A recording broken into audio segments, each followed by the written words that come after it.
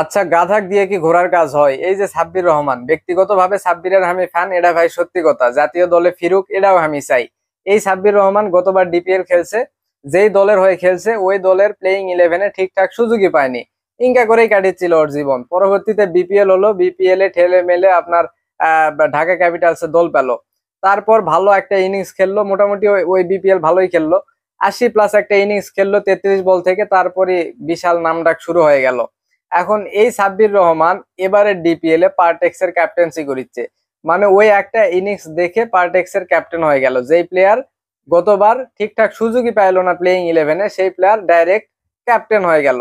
এই ক্যাপ্টেন করছে কি আপনার শাহিন পুকুরের বিপক্ষে পারটেক্স এর প্রথম ম্যাচ। সেখানে পারটেক্স কে 299 রানের টার্গেট দিছে শাহিন পুকুর। প্রথম দিকে কিন্তু ভালোই চাপে আসিল এই শাহিন পুকুর। শেষের দিকে আলাউদ্দিন বাবুর 6 ওভার বাকি আছে, সরি 6 ওভার করছে, 4 ওভার বাকি আছে, 6 ওভারে 42 রান দিয়ে 1 উইকেট নিয়ে বসে আছে। এখন শেষের দিকে আপনি কাকে বল দিবেন? মানে দলের সেরা বোলার তখন তখন হচ্ছে আলাউদ্দিন বাবুই। এখন সবাই আলাউদ্দিন বাবুকেই বল দিবে। এই ভদ্রলোক সাব্বির করছে কি আপনার মানে এই মুক্তার আলী নামে একটা প্লেয়ার আছে, এই মুক্তার আলীর ওভার শেষ করার জন্য উঠে পড়ে লাগছে। মুক্তার আলী তখন 8 ওভারে 72 রান দিয়ে 1 উইকেট নিয়ে বসে আছে। এখন যেই বোলারটা সেরা বোলার আপনার আলাউদ্দিন বাবু, 6 ওভারে 42 রান দিয়ে 1 উইকেট, ওকে বল না দিয়ে বল দিল এই হচ্ছে মুক্তার আলীকে। যেই প্লেয়ারের খোঁজ খবর মোটামুটি পাওয়াই যায় না ডিপিএল ছাড়া। অথচ আলাউদ্দিন বাবু কিন্তু লাস্ট বিপিএল এও খেললো। তো এই যে মুক্তার আলীকে বল দিল, বল দেওয়ার পর মুক্তার আলী ওই ওভারে টানা 4টা ছক্কা খাইলো, মোট ওভারে 27 রান দিল। দিয়ে 9 ওভারে 99 রান দিয়ে 1 উইকেট নিয়ে তার বোলিং শেষ করলো।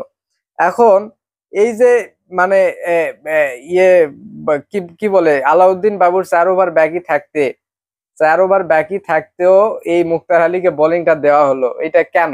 মানে কোন বুদ্ধিতে, কোন যুক্তিতে? হতে পারতো যে অপশন নাই, তাইলে আপনি দিচ্ছেন ঠিক আছে, কিন্তু অপশন তো বহুত আছে।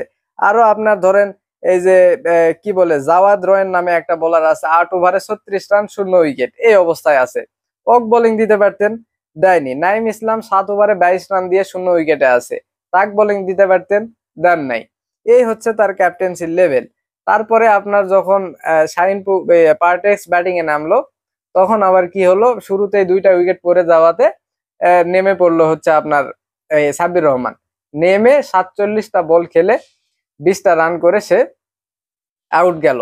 মানে বুঝেন, মানে ধরেন সাব্বির রহমান ওই দলের ক্যাপ্টেন না, তাইলে সাব্বির রহমান কি ওই 4 নম্বরে ব্যাটিং করতে পাঠাতো? আমার মনে হয় না ভাই। সাব্বির রহমান মিনিমাম 5-6 এইরকম সময় ব্যাটিং এ আসতো। যেহেতু ক্যাপ্টেন, দায়িত্ব নিতে চলে আসছে সামনে। এই যে বাংলাদেশি ক্রিকেটারদের এগুলাই আসলে সমস্যা। মেহেদী মিরাজের ক্ষেত্রেও এই অভ্যাসটা দেখা যায়। ক্যাপ্টেন হলে সে ওপেনিং নামে, মানে তার যখন ইচ্ছা সে তখন খেলে। এই একটা অবস্থা, ঠিক আছে? মানে এই জন্য বললাম, গাধাক দিয়ে কি আসলে ঘোড়ার কাজ হয়? এই সাব্বিরকে দিয়ে তো ক্যাপ্টেন্সি হবে না ভাই। তো তাও ভাল লাগতেছে এটা, যেহেতু সে ক্যাপ্টেন, অবশ্যই প্রত্যেকটা ম্যাচ খেলার সুযোগ পাবে, এই জন্য ভাল লাগতেছে। সে ব্যক্তিগতভাবে ভালো পারফরমেন্স করুক, এটা চাই। তবে ক্যাপ্টেন্সি দিয়ে মানে নাম খারাপ করার আসলে দরকার ছিল না।